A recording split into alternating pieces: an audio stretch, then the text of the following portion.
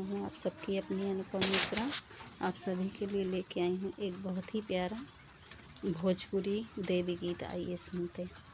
माई डोली चढ़ी चलली सेवक घरवा, माई डोली चढ़ी चलली सेवक घरवा, ओही डोलिया के बघवा कहाँ रे दुनिया में शोर भइल बा, ओही डोलिया के बघवा कहाँ रे दुनिया में शोर भइल बा, ओही रे डोलिया के लललो हरवा, ओकरे चमक से भइले उजियरवा, भइले उजियरवा, ओही रे डोलिया के लललो हरवा, ओकरे चमक से भइले उजियरवा, भइले उजियरवा।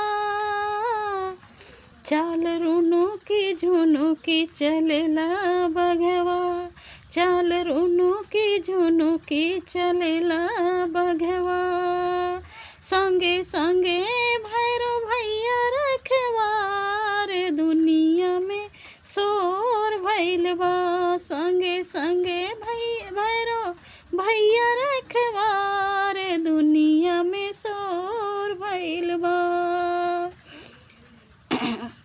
माई डोली चढ़ी चलली सेवक घरवा, माई डोली चढ़ी चलली सेवक घरवा, ओही डोलिया के बघवा कहाँ रे दुनिया में शोर भइल बा।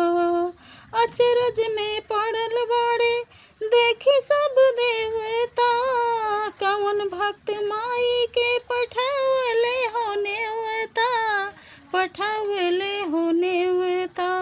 अचरज में पड़ल बाड़े देखी सब देवता, कौन भक्त माई के पठावले हो नेवता, पठावले होने वता। माई सजी धजी चलली बेटा घरवा, सजी धजी माई चलली बेटा घरवा, माई सजी धजी चलली बेटा घरवा, केहू कहीं पे करता इंतजार दुनिया में शोर भइल बा, केहू करता कहीं पे इंतजार दुनिया में शोर भइल बा। माई डोली चढ़ी चलली सेवक घरवा, माई डोली चढ़ी चलली सेवक घरवा। हेलो गाइस, कैसा लगा कमेंट में बताना। मिलते हैं नेक्स्ट वीडियो में, तब तक के लिए बाय।